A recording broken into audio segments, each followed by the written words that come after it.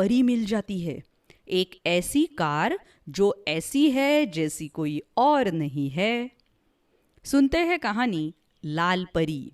कहानी लिखी है कमला भसीन, चित्रांकन तन्वी भट्ट, प्रकाशन प्रथम बुक्स और कहानी सुना रही है आसावरी दोषी।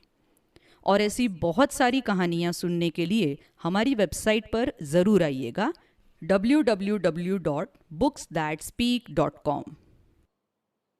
उसे देखकर मैं एकदम हैरान हो गई और मेरे मुंह से निकला, अरे ये क्या, इतनी छोटी सी कार और उसमें बैठे लोग 4, ये कैसा चमत्कार। मैं दीवार पर बैठकर छोटी बहन नीता के साथ कारें गिन रही थी। कारें मुझे इतनी पसंद है कि सड़क पर चलती हर कार का नाम आपको बता सकती हूँ। कितनी शानदार सवारी है, ब्रूम करके कहीं भी पहुंच जाओ। चमकता लाल रंग, छोटी गोल गोल लाइट, मुस्कुराता सा चेहरा, नन्ही परी जैसी लग रही थी। पता लगाना पड़ेगा, कौन है, इसका क्या नाम है, कहाँ रहती है। मैंने अपनी चोटी झटकी, साइकिल उठाई और लगा के जोर चल पड़ी कॉलोनी गेट की ओर। वहां पहुंचते ही पूछा, चौकीदार भैया, अभी यहाँ से एक छोटी सी लाल कार निकली थी, कौन है, कहाँ की है? भैया ने हंसते हुए कहा, अच्छा जी, तो तुम्हें भी अच्छी लगी। वो और उसकी मालकिन यहाँ नए आए हैं, 112 नंबर में रहते हैं। शुक्रिया भैया, ये कहकर मैं घर चली आई।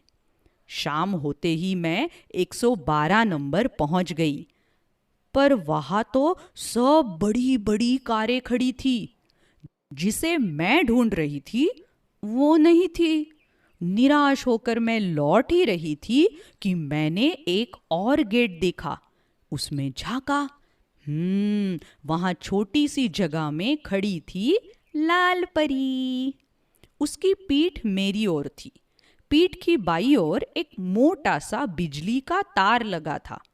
ओ, तो ये मैडम बिजली से चलती है, पेट्रोल या डीजल से नहीं। चार्ज हो रही है, भागने को तैयार हो रही है। अगले दिन इतवार था। मैं बाहर खेल रही थी। सामने से लाल परी आती हुई दिखी मुझे। उन्हें रोकने को मैंने हाथ दिखाया और वे रुक गए। लाल परी चलाने वाली महिला मुस्कुरा रही थी, इसलिए मेरा डर गायब हो गया। उनके बाल सफेद थे, मेरी नानी की उम्र की लग रही थी। लाल परी को छूते हुए मैंने कहा, मैं कारों की एक्सपर्ट हूं, पर मैंने ऐसी कार पहले कभी नहीं देखी। मुझे ये बहुत अच्छी लगी। उम्मीद है मैं भी अच्छी लगूंगी, उन्होंने कहा। मैंने झट से जवाब दिया, लाल परी आपके साथ रहती है तो आप भी अच्छी होंगी। उन्होंने कहा, वाह वाह, बहुत अच्छा नाम दिया है तुमने छुटकी को। तो आप हुई लाल परी की नानी। मैंने उन्हें बताया कि मुझे कारें और मोटरसाइकिलें कितनी अच्छी लगती है और मैं इनकी तस्वीरें जमा करती हूँ। हम दोनों बहुत खुश हैं कि तुमने हमें रोका। इस नई जगह पर हम अभी किसी को नहीं जानते, नानी ने कहा। मैं मित्तो हूँ, चोटी झटकते हुए मैंने कहा। अब आप मुझे जानती है और मैं इस कॉलोनी में सबको जानती हूँ। आपको सबसे मिलवा दूंगी, पर अभी तो मुझे लाल परी से दोस्ती करनी है। लाल परी की नानी ने कहा, तो चलो घर पर बताकर आ जाओ, फिर चलते हैं लाल परी के साथ सैर करने। मैं माँ को बताकर झट से लाल परी में बैठ गई। लाल परी सड़क पर दौड़ने लगी, मगर कोई आवाज नहीं आ रही थी। मैंने हैरान होकर कहा, इंजन का कोई भी शोर नहीं। नानी ने कहा, न शोर और न धुआं।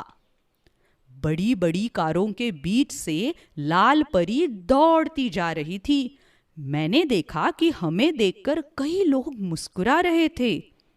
हम लाल बत्ती पर रुके तो पास में खड़े ऑटो रिक्शा चालक लाल परी के बारे में सवाल पूछने लगे। नानी ने खुशी से जवाब दिए। हरी बत्ती हुई और हम आगे चल पड़े, सबसे आगे, बिना ब्रूम ब्रूम की आवाज के। थोड़ी देर में हम इंडिया गेट पहुंच गए। नानी ने मेरे लिए और अपने लिए आइसक्रीम ली। चारों तरफ काफी धुआं सा नजर आ रहा था। मैंने कहा, मेरे पिताजी बता रहे थे कि दिल्ली में वायु प्रदूषण बहुत बढ़ गया है। कारों और वाहनों से निकलता धुआं भी इसको बढ़ाता है। माँ कभी कभी मुझे कारों की तस्वीरें इकट्ठा करते देखकर बिगड़ जाती है।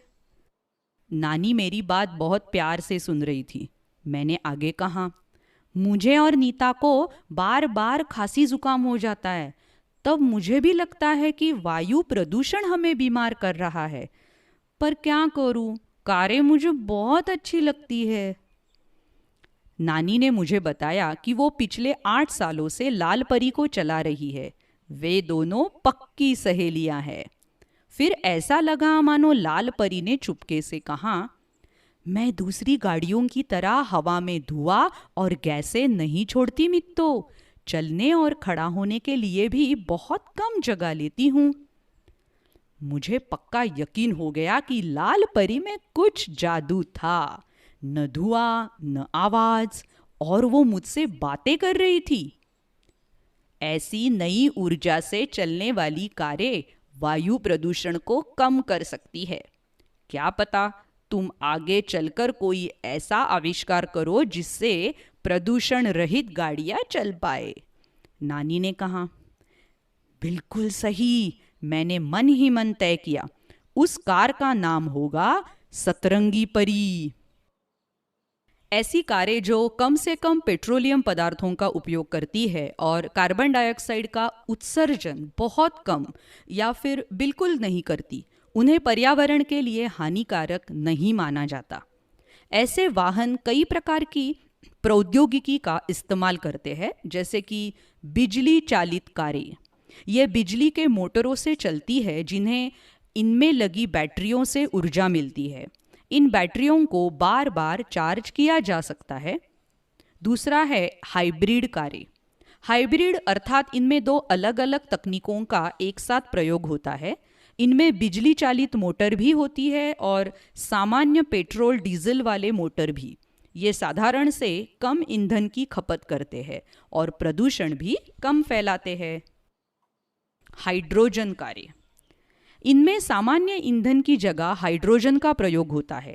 इनसे धुएं की जगह पानी वाष्प के रूप में बाहर निकलता है, जो कि पर्यावरण के लिए अच्छा ही है। सौर कारें। ये सौर ऊर्जा से चलती है और इनमें सूरज से मिलने वाली ऊर्जा को बिजली में बदलने के लिए सौर ऊर्जा पैनल लगे होते हैं। ये इसी बिजली से चलती है। इनसे किसी किस्म का कोई उत्सर्जन नहीं होता। इन्हें अभी विकसित किया जा रहा है।